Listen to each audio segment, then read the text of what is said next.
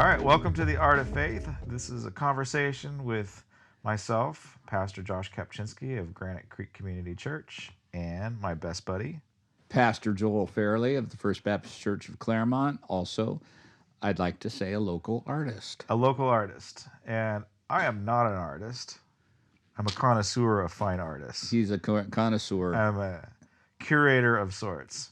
And so today is a special day because we're going to be looking at Pastor Joel's artwork again. So today you're not a pastor, you are an artist. I'm an artist. And have you gotten your muse back? It's coming. Is it coming? Yeah, it's not showing up on the canvas quite yet, but she's showing up some other places, which is nice. It's nice to be in the creative mood again and mode again. Can we talk about that? Yeah. All right. A little bit. So Joel was talking to me a while back about like how he wasn't feeling the we are very transparent here, by the way. Yeah, I know this is touchy stuff. So I don't want to break any confidence, but no, you're not. Okay, but losing that creative muse is probably a frustrating thing for you. Yeah, I think it's likened to a ball player, a batter, or a pitcher that just can't find. Oh, excuse me. I was going to make a great point. Yeah. That can't find the strike zone, can't get the rhythm on the bat, and I think that's what it feels like as you step up to something that you want to do creatively, and you want everything to be knocked out of the park or be a home run or strike it out or be a strike every time, but it's not. And so it's just it's really the mental game that comes into it, and I think it's the same thing with preaching. I was gonna say that, so I'm kind of in that spot right now. Like I've got something to say, but it's not just burning right now. So I'm making my wife preach on Sunday. You are? Yeah, and she did last week. She did great. She did so good last week. I can't wait for her to preach in my church. I know she did good. She didn't say any bad words. She said crap. I don't know if that's considered. She said a crap ton. Okay. Like she used that in a sermon. So, but besides that, that's really pretty good for her. That's pretty mellow. Yeah, I was proud of her. She did a great job. And, so we're gonna put her back in. It's not that I don't have anything burning to say. I guess you could say I was not feeling the muse. And I'm a professional. I can do my job, right? Exactly. But it's just like the athlete, the pitcher, the batter that says, "I have these skills. I know the mechanics. I know what to do." Yeah. That's that extra thing I don't have right now, whatever that is. I am working at least in my mind. Do you work things out in your mind? All the time. All the time. All the time. So you're building and writing. I'm building. And that's probably why I don't sleep very well. Yeah. Because my head is just spinning and buzzing with many things, and but bringing the Lord in on that before I get too wound up is important. When I just see myself spiraling. Yeah. And I'm sure that happens to you. Yeah. So in your like little uncreative moment, would you ever like pray like, God, give me my creativity back, or give me my all the time? All the time. It is a cry out to God. It's a cry out. Yeah, it really is, and it's and I'm kind of in that. I'm kind of doing that exactly right now. Yeah. But it's but the answer comes. The same answer comes echoing back to me. What is it? Let me bring it to you. Yeah. Okay. All right, let me ask you this: where do you find inspiration? I'm usually very surprised by it. I find it in the usual places, movies I watch, books that I read, and not everything is inspirational to me, but then everything is inspirational to me. And that's a strange way of putting it, but it is. It just is that, and I think what I really think is happening with the Lord is the Lord, I think, probably, at least for me, spends so much time, I think, trying to get me out of the way. Mm. You know, is trying to get, will you just get out of the way and quit blocking what I want to give you? Yeah. And those blocks can be my expectations. Those blocks can be other people's expectations. Just, will you just get out of the way? Let me ask you this. Yeah. Would you ever think about stepping into the pulpit without notes? I'm doing it now. Oh.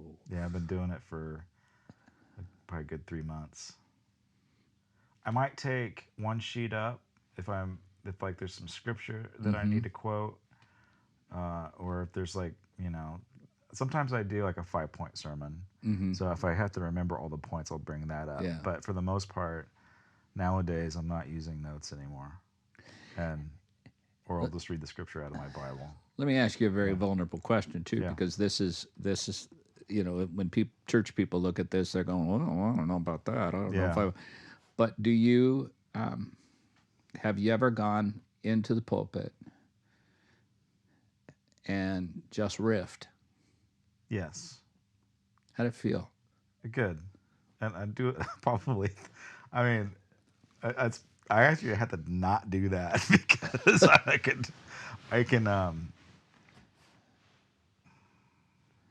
can probably, it's easier for me to riff than it is for me to prepare. Yeah. So I have to prepare. Yeah. If I don't prepare and if I get up there and riff, I'll do something really dumb. Okay. So, or at least I have to put the time in. If I do riff, I'll make sure I'm not saying something that is, or even if I am riffing, I'm mindful. I've learned how to be mindful about the words that are coming out of my mouth. One time I said something stupid like, God can heal you of your depression. You don't need medication. All right, so I said that once. I was in a healing phase. God was healing people all over the place, and so I said that, and which is a true statement, right? God can heal you, but the problem is that truth is also not somebody's experience in that moment, and it was very hurtful for somebody that was very close to me. Right. And even if God was willing, or God is willing, and God is able to heal, she wasn't there yet. Okay. So she's like, I need my medication. And I'm like, you're right. You do. So I have to, you know this. We have to be careful what we say. Yeah, you have to. And you have to. You have crow. You say do. stupid things. Yeah. Yeah, and I'm not even going to say it because I'll jinx it, but I feel that the older I am as a preacher, the less crow I eat. Yes. I said a lot of dumb, stupid stuff when I was a young pastor. Like what? Come on, give me. Mostly it was Preachy stuff like some jacked up theology. Yeah. Things I don't believe anymore. But just stuff that doesn't, stuff that's not important to me now that was real important to me then. Right. And I like hardly any grace. I was pretty punitive. Right. And I was punitive from the pulpit, and I was real scripted, and I thought, and I was clever and snarky. Yeah. And I thought I was clever and snarky, and shock jock. Huh? Shock jock. Yeah. Yeah. I was just way, and sure. and it was just, this is going to be oppressive. This is a good point. Right. And I'm like, I've just abandoned that. That just gets me in trouble, and so my prayer is every Sunday, get me out of the way, Lord, Yeah. so you can speak to us. I had lunch with a pastor today, and we were talking about um, ministering to Muslims. Mm-hmm. How it's actually very easy because they've got the framework, right? Mm-hmm. Mm-hmm. And this is probably going to come off sounding judgy and not right, but so we serve and love a God of grace, Mm-hmm. and they might not be aware of that. Mm-hmm. So that's once we can expose somebody to whether a Muslim or a Catholic or Protestant or charismatic, Yeah. once we expose them to the gospel of grace, then it begins to change things a bit. And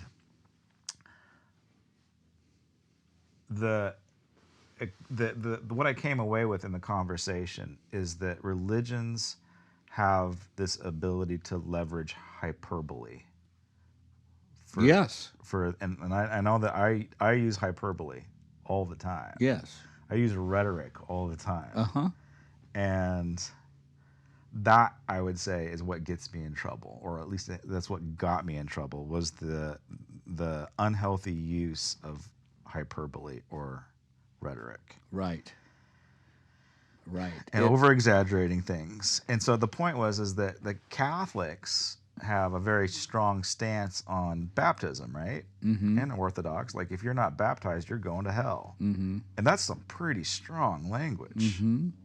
That's some pretty strong hyperbole. Mm-hmm. And what my pastor friend highlighted to me is like, yeah, like they say that. Like that's, there's their oomph, but if you look at the catechism, it's kind of hyperbole because they've got an excuse for everything as, like, yeah, it's necessary or you're going to go to hell. But, if you're an infant and and something happens and you don't get baptized, then maybe God will. So they have all these little exceptions. Mm-hmm. And the point is that God's a God of grace. And Mm-hmm. so Mm-hmm. getting stuck in the hyperbole is a dangerous thing. And is it wonderful that, when when John speaks of in the beginning was God's word, and here comes Jesus, the sheer absence of hyperbole. Right. Just this is, when God spoke to us, he did not speak to us in hyperbole. He spoke to us through the simplicity of Jesus. Amazing. And then he cuts through all the religious hyperbole of the religion of the day. Cuts through all the hyperbole of the law and says, "A new commandment I give to you: love one another as I have loved you." Okay. All right, I have another little story that happened just recently. Okay. I'm gonna leave names out because I just don't. Yeah. I don't have permission. No. To share. I don't want to hear. Okay. So this person I know is a very conservative, theologically individual. Uh-huh. And they were working with another Hollywood star. Mm-hmm. That's doing a lot of good social justice stuff. Okay. Yeah. So the Hollywood star is actually helping the poor, right? Doing good works, Mm-hmm. right? And so I asked this person. Oh, and then incidentally, there was involved in the conversation was that there was a group of pastors Mm-hmm. who did not want to help Ukraine people. Mm-hmm.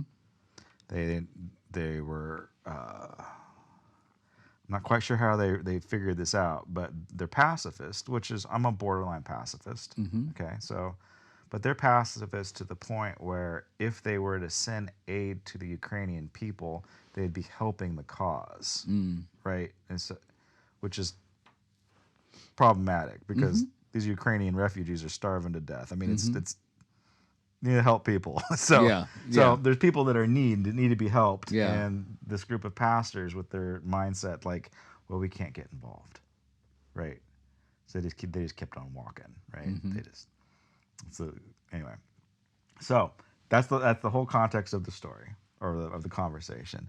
So I said, so do you think that this Hollywood actor? Do you think this Hollywood actor is going to go to heaven? And this very conservative person says, well, of course he's going to heaven. Jesus might have to wash his mouth out with soap first, but and then this person says, I can tell you who's not going to heaven.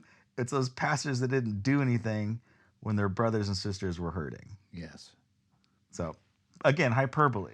But it's interesting, right? It is. It is very interesting because there is that point, there is that place in the Sermon on the Mount which just slaps all of us upside the head. Not everyone who says to me, Lord, Lord, Lord, Lord, shall enter the. Man. And we all, well, is it me? Is it me? Is it me? Is it me? Yeah. Well, the doesn't matter if it's you. Just make it not be you. Yeah.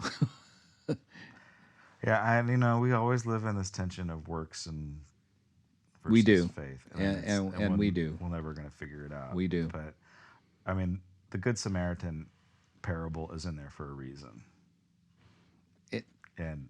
Yeah, I mean, and really, what the bottom line is, there's something theologically profound and correct in that very trite statement in question that everyone has turned into something they put on their bumper sticker. WW. Yeah.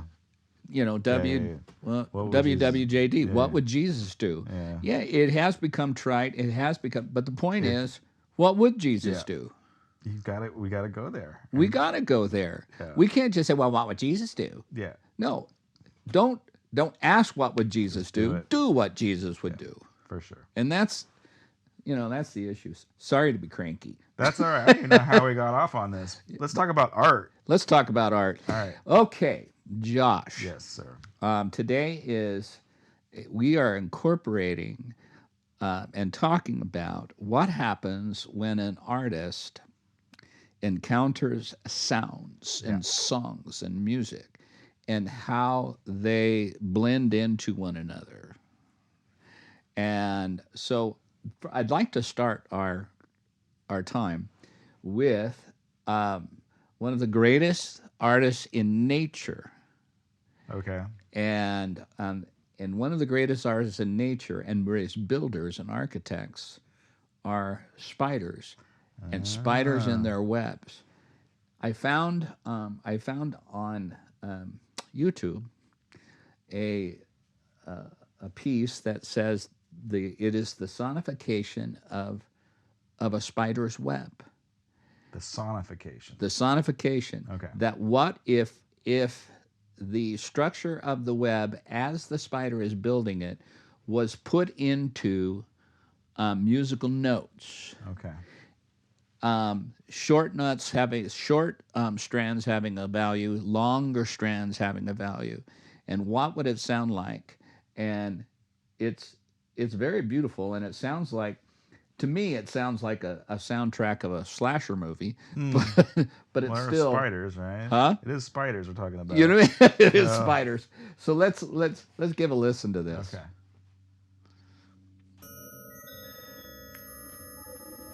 Oh, MIT did this? Yeah. Yeah, that's bizarre, man. It does sound like a 1970s horror movie. Doesn't it?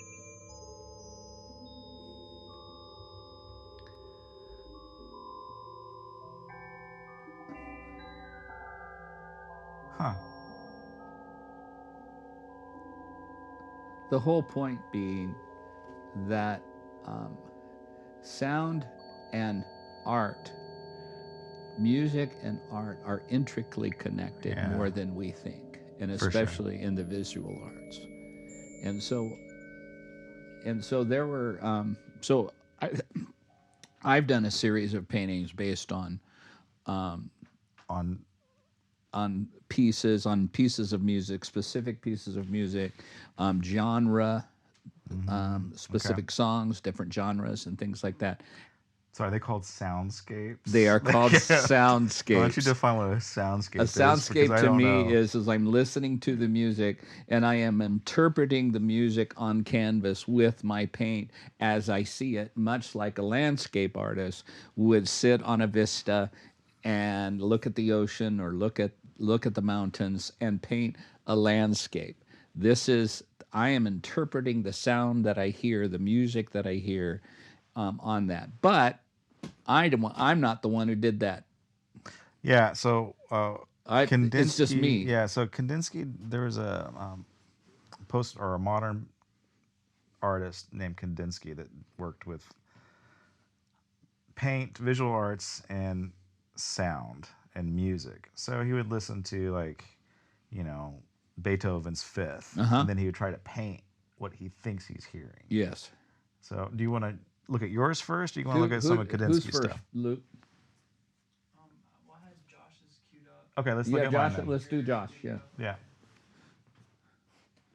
Oh wow. yeah. So this is what he thinks music looks like. So I don't know. This would probably be like jazz or something, right? Mm-hmm. So if you could have to visualize what jazz would look like, it's going to be big bold lines and circles and Nothing precise. now. And this is 1920s, 1930s, Yeah. and it's got a very 80s vibe to it. But Boy, it sure does. yeah, And it doesn't even because the first thing you think about when you look at this picture, you look at the left hand corner. Oh, it's vinyl. yeah. No, there was. It's a record. Yeah, there's probably maybe. I don't know. Yeah. I don't know if that was intentional or not, but for sure. I love this. Isn't that cool? It's really cool. And also at around this time, Calder was working. So Uh-huh. Calder did all the not statues, mobiles. Mobiles, yeah. So he did all these floating mobiles and things Yeah. like that. So they were kind of fed off each other a little bit, but you can kind of have that sense that obviously there's movement Oh, all awesome. over the place. on Awesome. this. It's really lovely. It's a really lovely piece. And structure too. Uh-huh. Movement and structure. Uh-huh. I think I got a couple more. okay. Kandinsky. Yeah, same guy. Yeah. So I don't know, checkerboard, big circles that are, and then things that are like flying off into nowhere. Mm-hmm. There really is no form, right? That you can't pick out any type of a form at all. You know, But I if think you were to that's- play the music with something like this, play the music of the spider building his web. Yeah, that would and make that's sense. that would make sense For very sure. much. Wow. I think I got one more, which is, yeah, look at that one. Isn't that cool? That is very cool. And this just playing with shapes, and I appreciate I in my pieces I haven't done that. I haven't done, but I appreciate he has expressed the music with just objects and shapes And depth. and depth and lines and color and there's probably some little more literal interpretation of things in my quote unquote soundscapes and so Can we see one of your soundscapes now? yeah, we'll see in just a second. Okay. I want to make a point Yeah. that but Kaczynski, did I get the right? Kaczynski and myself, we're not the original artists who created the soundscapes. God did that. Mm-hmm. And if we go back to Scripture, He spoke creation into place by a word. Let there be light. Yeah. Let us make humans. In our And so we are created by the sound of God. And so literally what we are on earth sound. is we are God's soundscape. Yeah, I actually, I'll go there with you 100%. In that this chair has a frequency. Mm-hmm. That rock has a frequency. Mhm. Everything has a frequency. Everything does. We have frequencies. Yes. And the scriptures even talk about the rocks crying out. If we're not going to worship, the rocks will cry out. They're going to do their job. And that's a fascinating, and it's a scientific truth. It is. That everything has a vibration. It is. I just saw YouTube today, that showed all the planets and the sun, and played their sound. Dang. Beautiful, eerie, fun. Yeah, our shared favorite artist is Van Gogh. Uh-huh. And so he was playing around with this too. Yes. When he was painting light, specifically when he's painting light, he's painting the frequencies of light. Yes. He had no idea what he was doing because, Yeah. I don't know, he was crazy, right? Who knows if he was crazy or not? But he's brilliant regardless. But Brilliant. He's painting. I'll say he was severely broken. For sure. He was broken. But he was tapping into something. Yeah. And Absolutely. and like even when scientists look at his work and how he depicted light, he saw it in its truth. Mm-hmm. And how do you do that? How can you see light the way that he did and see it as scientifically true? It's fascinating. Fascinating. But yeah, everything is singing right now. And yeah. Everything. you know, in my charismatic background and tiltings, so I'll tilt towards word of faith stuff. Okay, so obviously highly controversial, but there's truth in it too. So it's illegal for me to say I'm going to speak a Ferrari into my existence, right? Like we shouldn't do that. We shouldn't preach that. But we can speak life into our lives and give certain areas of our life a new frequency, speaking life into a situation. Or we can choose to speak death. And, well, again, going back to the Word Yeah. becoming flesh, full of grace and and truth. yeah. It becomes false when our word of faith is, has a Ferrari attached to the end of it. Yeah.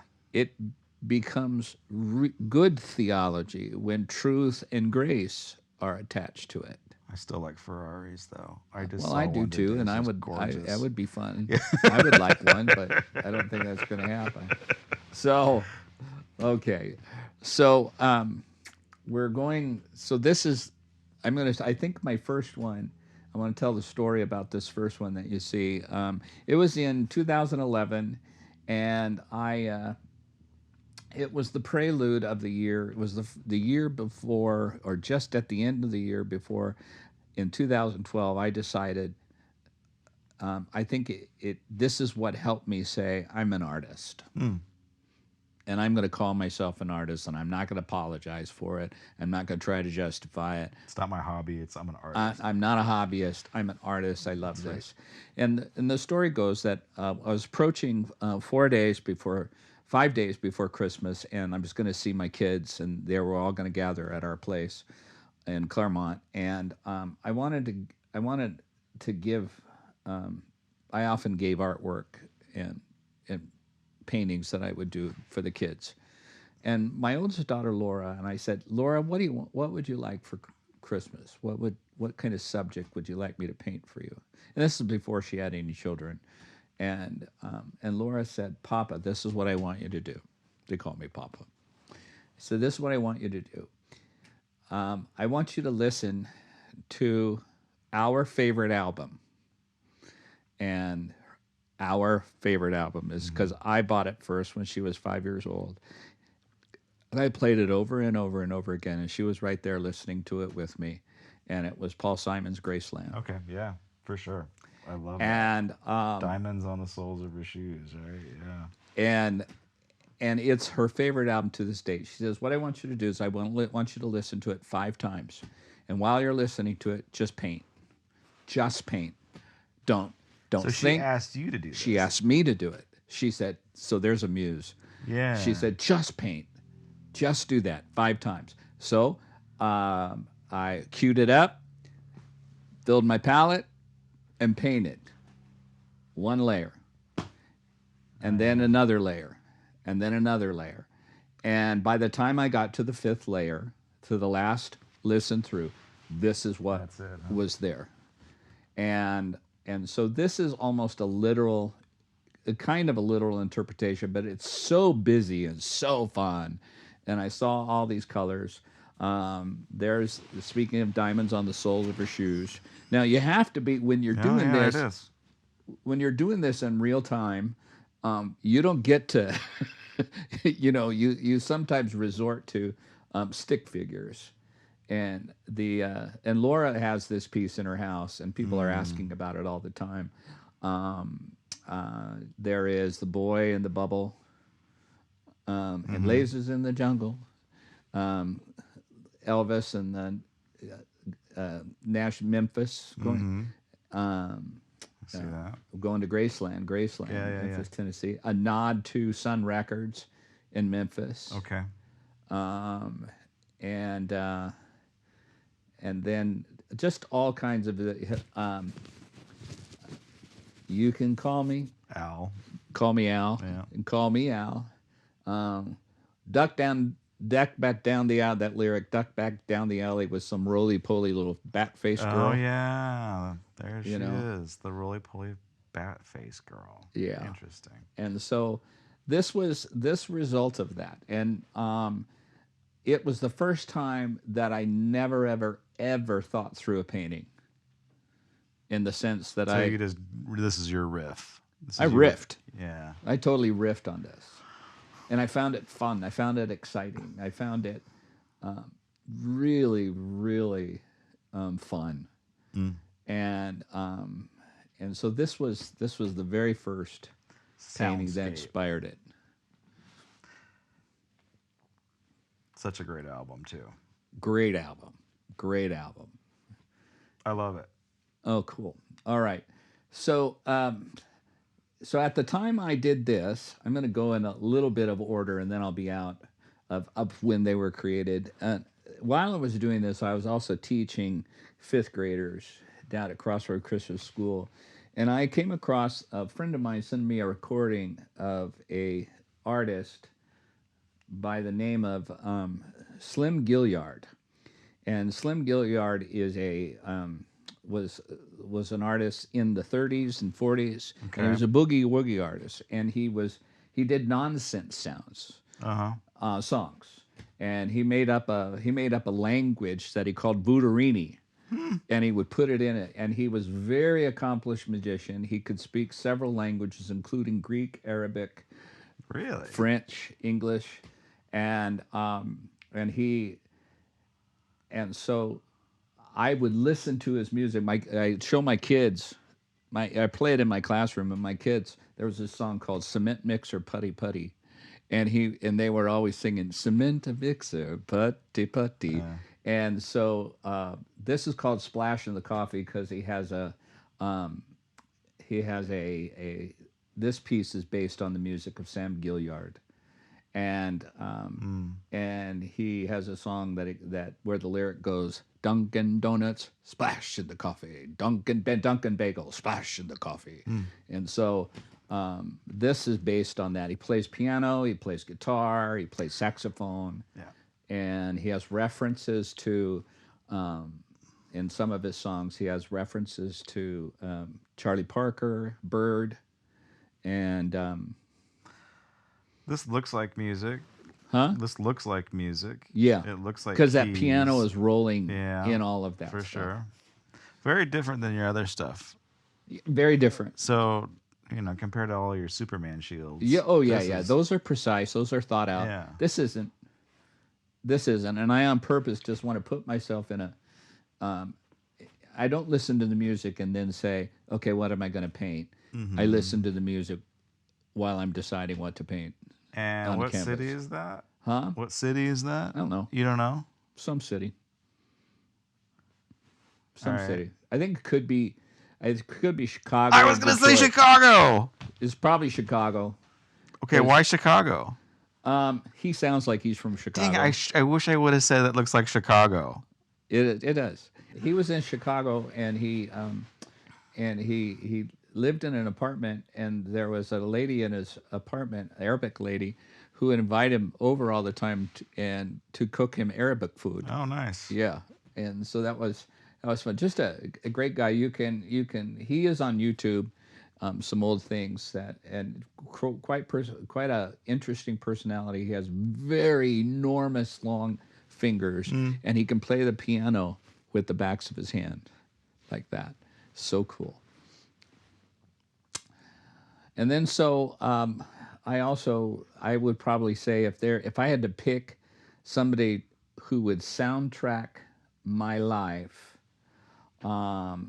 of all the artists in the world, if I were to pick somebody, it would probably be James Taylor. Oh, okay. And James Taylor music has always influenced me, and so this is a piece by just listening to James Taylor music. And I take the name of this, Deep Greens and Blues, from the lyric of Sweet Baby James. Deep greens Okay. and blues are the colors I choose.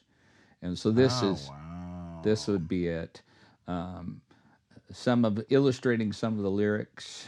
Of course, there's Sweet Baby James first thing. And then there's the road, the highway. He has lots of lyrics in the highway, and then he plays an Olson guitar. Okay. And so I've gave homage to a little bit of the ocean, of the Olson guitar, and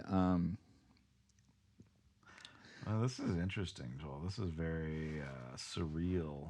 yeah, something in the way she moves is in the corner, and also with the drops and the flame, I see fire, I see rain, and one of my favorite songs of his is, in fact, I danced to it with my daughter. Is oh, what a doggone it! I can't even remember it. Da da dun dun dun dun dun. They will rise a mamas like a big balloon. Only the good die young, or no, that's not it. Anyway, it's one of my favorites. But being 66 and I can't remember That's all right. specific things, but that's what this is. And the cowboy hat? Sweet Baby James. Okay. He's famous for saying, he said, he was going down to North Carolina to greet his new nephew who was born for him, and said, I knew it needed to be a cowboy song. And so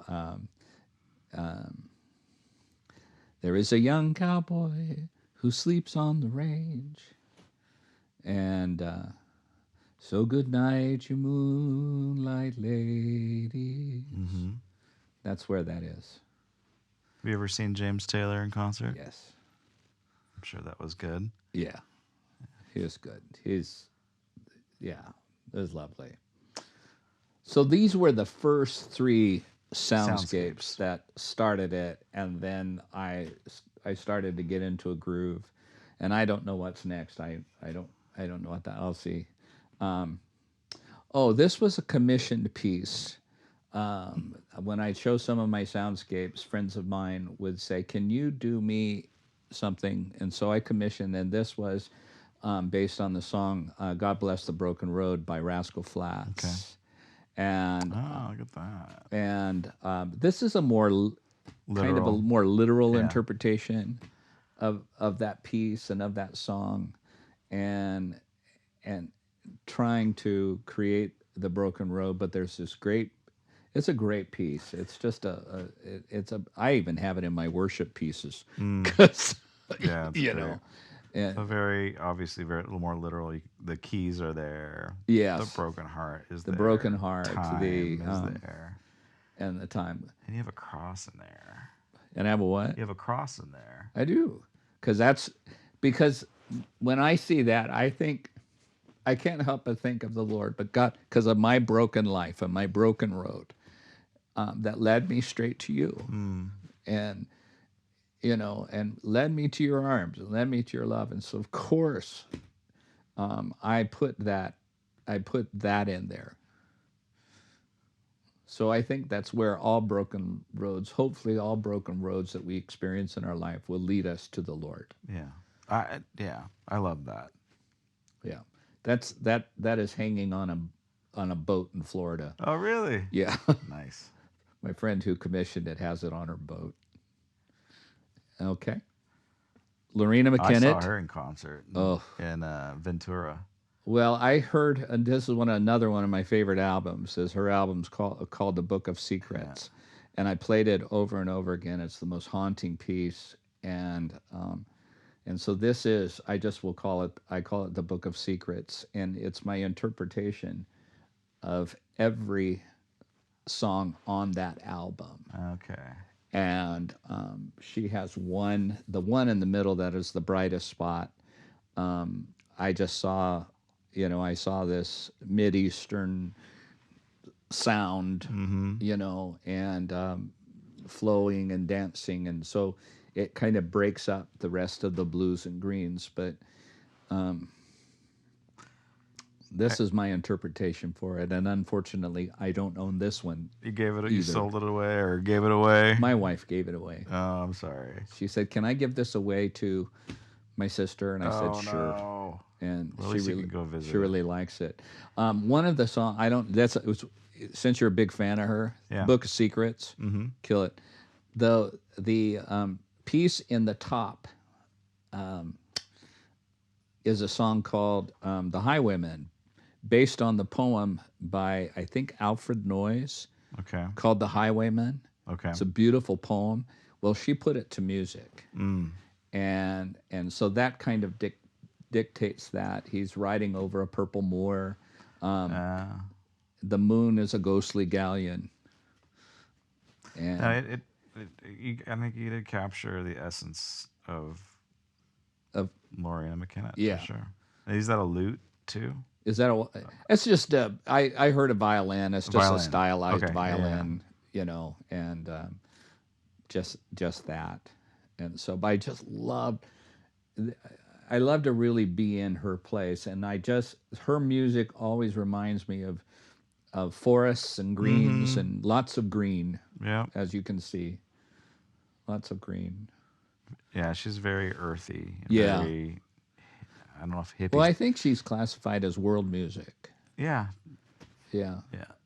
I don't know if I'd call her a hippie, but Pardon? definitely I wouldn't call her a hippie. No, She's- but ethereal. Ethereal, Yeah. cultural. Yeah. Yeah, world music for sure. Yeah. Perfect. My favorite song on that album is the last song called Dante's Prayer, and it's beautiful, just gorgeous, and it's Susan, my favorite. Okay. This was another, Garth Brooks and Bob Dylan. and also I forgot to add Adele, because she sings this song too. This was another commission, the same person who commissioned Broken Road, a gift for her husband on their anniversary called To Make You Feel My Love. And I interpreted this Wow. as very Christian. Yeah. And so, That's pretty bold. yeah. Big old Jesus on there. Yeah, And this is keys. actually, Is it a little one? a little canvas Yeah. one. But this is several layers. In the first layer, I never had Jesus there, but I couldn't, as I was doing it and I was listening to it over and over and over and over again, I could not get away from the image of Christ. So you had to put And I it think, in. in one sense, at this point, what I was seeing and hearing is, this is how far I would go to make you feel my love. For the Lord for us to feel the Lord's love or be loved, and know we look to the cross where he was feeling, besides all the pain, the love for us. So it seems to me that all of these soundscapes, whether it's yours or Kandinsky or Yeah. whoever else is doing it, like movement is a big part of it. There's movement. Like you're not painting still lifes here. This isn't a portrait. No, There's- it's fluid. There's action. It's actions. In fact, it just changes from one setting to another, and I have to tell you, it's almost like when I re-listen, maybe the next day, listen to the piece and work on the piece, I may cover up everything that I did the day before. And so The other thing I see, specifically in this piece, is the visualization of frequency. yeah. It looks like you're looking at frequencies, Yeah. specifically over Jesus's head. It looks like. And all of that, again, is from the gut. Yeah. Very, very little thinking. I am tapping into my right brain.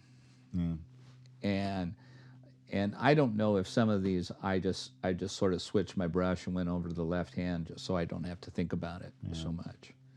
So there is a scientific theory. I don't know if it's how accurate it is, but before there was the material, there was sound. Mm-hmm. There was. I mean, we could easily make that jump into faith. We could make a scriptural argument for that. But before anything was, there was the word, right? There was the logos. Absolutely. But even scientifically, they're making that point that that energy frequency can translate into matter. And it did. And it did. Sure, yeah. Absolutely. What's up with the purple thing? Go back. What's up with the purple squigglies? The purple. The purple squiggles with the stars on it. Is that? I have no idea. You have no idea. Nope. You just. All right. Cool. I have no idea. So, the other one is this will probably be lost on you because I asked you about this. I love the score, and I heard the score before I saw the show of Wicked, and then I saw the show, and I knew I needed to. It is one of the most delightful musicals for me and musical experiences because I saw it with my whole family, and so this is an interpretation of the soundtrack of Wicked, and it's it's one of my favorites. And okay, now we're getting a little more Superman here. A little bit.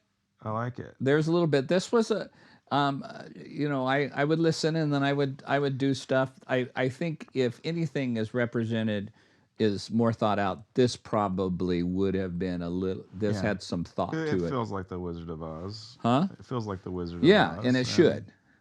And it should. And there is an Oz in there, isn't there? There is an Oz. Yeah. And the O and the Z, O is in the left-hand corner, then the Z right in the middle of it. But you put those together and it forms on a side W. Mm-hmm. Wicked. Oh, there you go. Oh, yeah. Wicked. I call this piece "Look to the Western Sky," and there's a great lyric in there that the Elphaba, the Wicked Witch of the West, sings it. And if you care to find me, look to the western sky. And so we have her emerging out of Oz, and if you look up real close, the Elphaba, who is in the right hand corner, she's really. On purpose. I tried to make her as beautiful as I possibly could, and it's Glinda. That's the Nutburger. Yeah. She's Glinda the Good Witch is not so. She's kind of a nutcase, and she's kind of falling apart, and so that's where that comes from. This I still have this one. This is hanging in my house. This is great. This definitely feels like Wicked. It feels like Wizard of Oz. Yeah. Yeah. You captured it for sure. I had great fun with it. How big is it? Oh, it's a big piece. It's it's a 2x4. Got it. 2 at the top, 4 down. It's big. It's sitting in the stairwell of my home. So would you sell this one? Yes. Okay. Absolutely sell it. Yeah, because if I say I still have this one, that means. It means you're ready to. Yeah. Okay. Gotcha. Yeah, I could let it go. And that is the Emerald City, right? Oh yeah. Yeah. Yeah, but when you see Emerald City doesn't have it all together, and so the way I rendered it is in such a way that you would say it's not really that magical and wonderful. It doesn't have it all together. So And then the blue splots, kind of, my rendering of the flying monkeys, the most frightening things right? as a child. Oh my gosh. I hated I them. hated them too. They were so creepy. I don't know what. Oh my gosh. Like, I don't know how they did it where they were so creepy. They were but so creepy. So disturbing. And they have even how they moved and fly. Yeah. They just would bounce, bounce, bounce, and all of a sudden they're taking off. Yeah. Oh gosh, hated that. Okay. Nightmares. So All right. no more Wicked. I Miles love of Jazz. Miles of Jazz. Miles Davis. I love jazz. Well, all kinds of jazz. This is inspired by me just listening to my Miles Davis on station on. This starts with a P. Huh?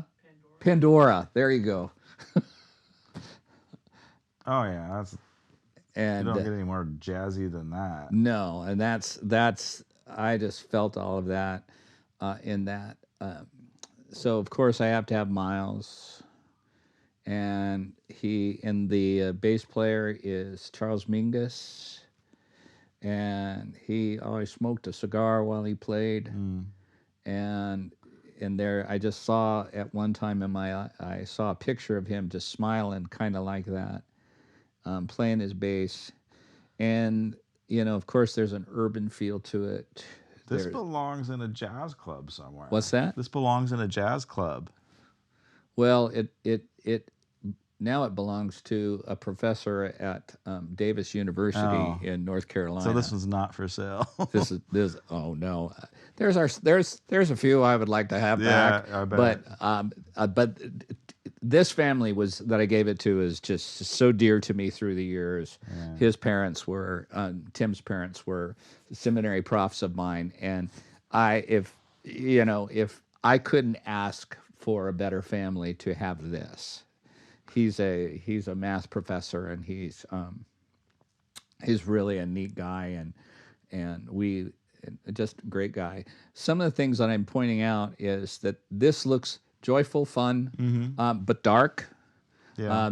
I have people in the background drinking and smoking. That's what happened in jazz clubs. The other thing that happened is that you can't get away from as much as you want to, as you can't get away from the drug culture at that time. Okay. And specifically heroin. I didn't want to out and out tip my hand and put in a needle or anything like that.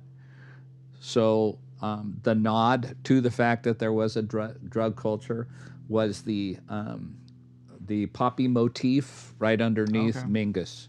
All right. Yeah, and that because that's I wouldn't have picked up on it, but yeah. Yeah, I needed it to be there because I wanted it to be truthful about jazz. I didn't want somebody to say, oh, look at that, you're romanticizing jazz. No, I'm not. And you have keys in there too, right? Pardon? Keys, keyboard. Did I see keyboard? Yeah, keys are. Oh yeah. You have keys in a lot of them. I think Brubeck showed up, and I had to do, Dave Do you Brubeck. play the piano? No, I don't play any instrument very well. Can you play the radio?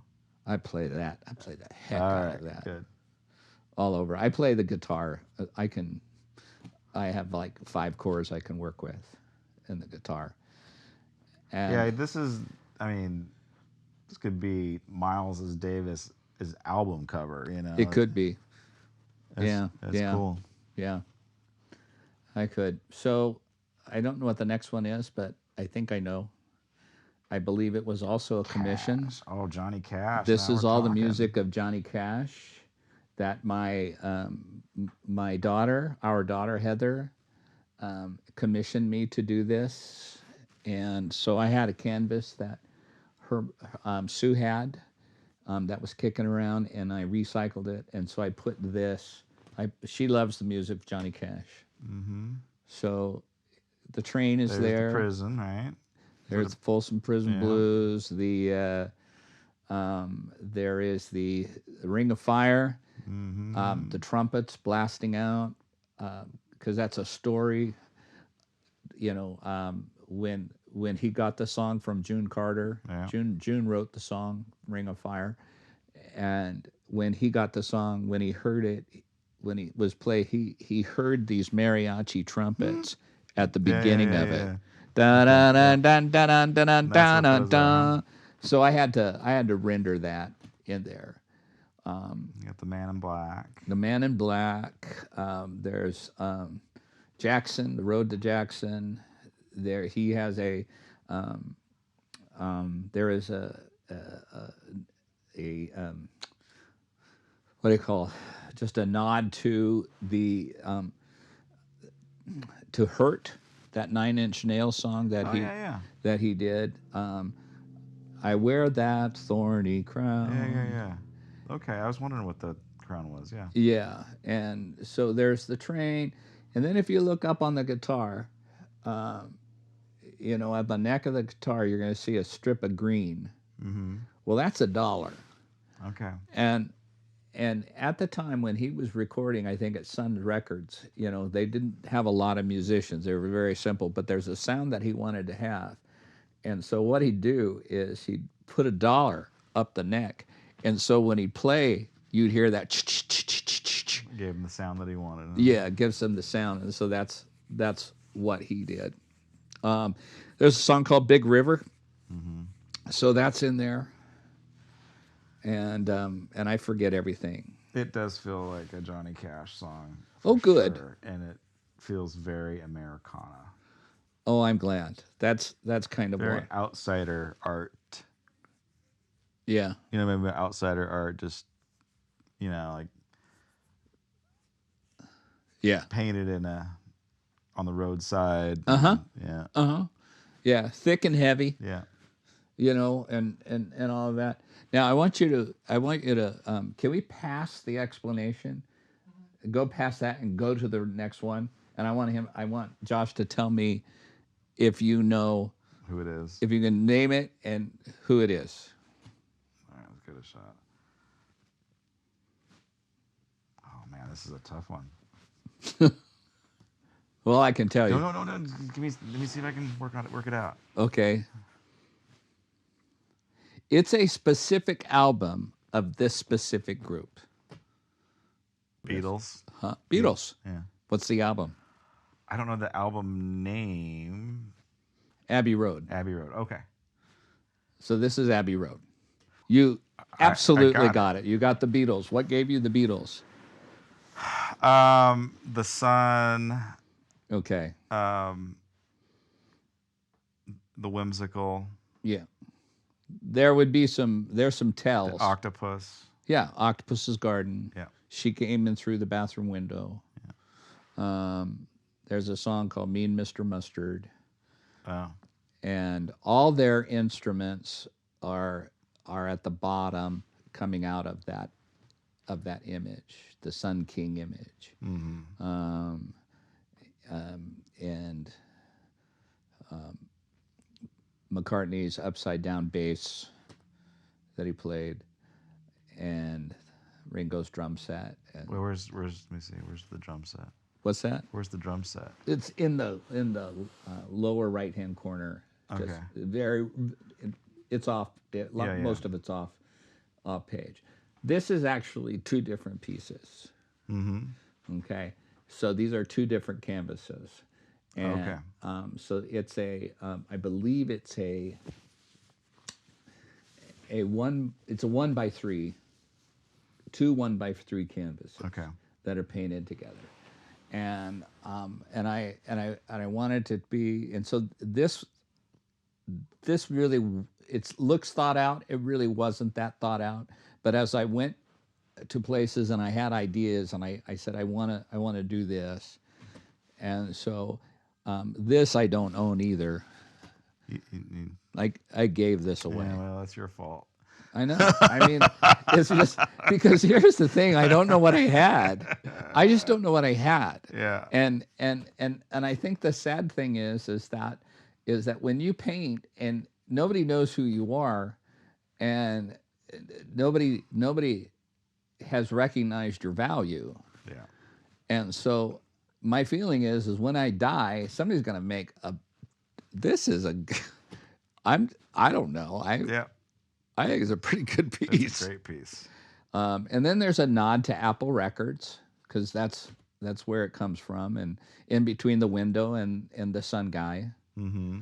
Nod to Lennon's sunglasses.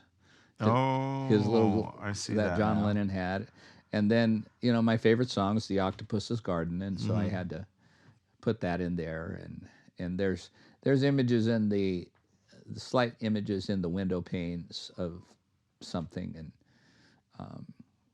and so anyway, I'm gonna do a cover of "Here Comes the Sun" for Easter. you were gonna do what? A cover of "Here Comes the Sun." Are you really? Yeah. Awesome. So Oh, neat. our worship team's working on it right Here now. comes the sun. Da da da da. Here Yeah. comes the Yeah, sun. and if you listen to it, it says it's a long 2 years. And we did the COVID for 2 years. Boy, that's neat. So What a great thing. Yeah. Well, in soundscapes and like this one, there's every song and every album and every piece of music I listen to could become different. And all this does is reflect moments, a moment in time. And it's not intended to be the be all and the end all of that particular music. It's just that's why, in one sense, I'm glad I didn't necessarily have any music playing, because everybody needs to look at these pieces, and you all need to look at art and forget about what the artist was doing with it. Yeah. And just appreciate every piece. It doesn't matter if we knew that Kandinsky listened to music while he painted that. Right. It's cool that Right. we know that. Yeah. But it's not necessary. But they're amazing pieces. Yeah. They're just amazing pieces. And so I have many. These are just a few examples of my soundscapes. Very cool. I have one where I have a painting I did while listening to French cafe music, and from the Phantom, I actually did a piece for listening to Beethoven's Fifth Nice. and all of that. Have you ever done heavy metal? I haven't. But the other thing that's missing that I haven't done is I haven't done a soundscape, and people would say, of worship. Yeah. That's, I think, I was almost embarrassed. Maybe I can listen to one and whip it out. Yeah. But I haven't done one, and I honestly don't know why. Do you have a favorite worship song or worship artist? I don't know if I would call them artists, but Okay, I would say probably if I were going to do, if right now, if you said, okay, go do it, yeah. I would listen to and paint to Revival in Belfast Okay. with Rob and Mark. Mm-hmm. I would do that. That album just blew me away. And behold, he comes riding like, Yeah. just, and so I would do that. And I do like an artist. I'd also render an artist. He really touches me. Todd Agnew. Uh-huh. Yeah. Yeah, he's great. I would do him and that. So It'd be challenging though, wouldn't it? it would be really challenging. Because you're bringing your preconceived. Yeah, and I think that's the thing. I'm coming in with because worship music already touches something with me familiar, and it brings it out, and it worship music specifically spells out what the artist wants you to know. Yeah. And the musician wants you to know. Yeah. And it's also symbolic too. It's highly symbolic worship. Highly symbolic. And it's almost like how and to me it would feel like being led into the temple or the tabernacle and coming out and interpreting that. Have you ever done a tabernacle painting or a temple painting? No, the closest I get to it, I've ever gotten to it, was to paint paint a picture of a station, in a Stations of the Cross. I used the palette of the tabernacle, blue, Okay. violet, red, Right. gold, and no, Are you familiar with mandalas? no. Yeah, so in Chinese art, and specifically Indian and Buddhist art, Mm-hmm. they would make these call them mandalas, but they're like mazes, right? Mm-hmm. And you're supposed to meditate on these pictures, Like a labyrinth. like a labyrinth. Yes, you meditate on them, and you're supposed to, puts you into a meditative state. Mm-hmm. The temple is supposed to do the same thing, because you go to the outer courts to the inner courts to the Oh, holy. wow. Yeah, and so you're moving further and further in through the different stages. Okay. So, I mean, if you think it'd be cool if you did a painting, a bird's eye view, Stop, abstract. because I already have it. The Yeah. muse just plopped right Oh, into my lap, yay! saying, "Hi, Yeah. here I am." So, yeah, don't tell me anymore, because I see it. I see it. I see it. Cool. I inspired you. Yeah, you did. Thank you so much. So that's where inspiration comes from. You never know where it is. So these are art inspired by sound, music. You use lots of color. I never got so much color. met a color I didn't like. Yeah. I mean, yeah, there's nothing subtle about me No. at all. So thank Very you cool. for letting me share. I love it. Good. I'm So glad. you're gonna do a temple then, huh? Yeah, All right. I'm inspired. I don't know when, but I'm going to. Awesome. Yeah. Thank you for letting me share and letting me share with you. Oh, this is a lot of fun. I'm glad I got the Beatles. Yeah. I'm proud of myself. Good job, Josh. Yeah. Good job. All right, let's wrap her up. I know you got to run. So, thank you for watching and listening, and we'll see you next time at the Art of Faith podcast. Blessings.